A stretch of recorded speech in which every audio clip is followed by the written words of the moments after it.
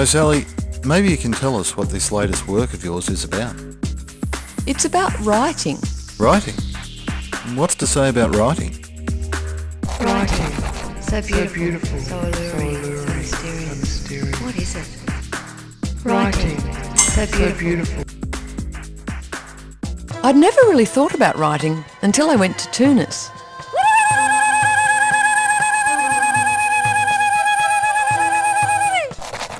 Tunis! I suddenly realised how beautiful and mysterious it was, and that the boundaries between writing and pictures didn't seem fixed at all.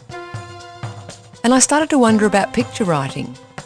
Was this really a useful concept for new media writing? But what is picture writing? This all started to make sense when I found a book in Tunis by Roy Harris, and later on I went to Oxford to talk to him. They assume that language is the archetype for communication, and by language they mean speech. This is a story about my encounter with Professor Harris and his ideas about writing.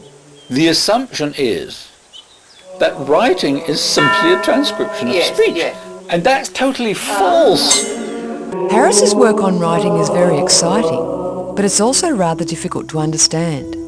And that's because it's based on a new theory of human communication called Integrationism that rejects some of the assumptions about communication that we tend to think of as common sense. The notion that there has to be a code in operation, that the participants have to understand the code before they do anything else. So the code then takes priority over everything else.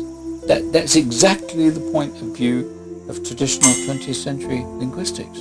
And what integrationists are saying is, look, that does not correspond to reality. There may be some situations in which you could make that kind of assumption, but to take that as a basis for explaining communication in general just won't do, because it takes too much for granted.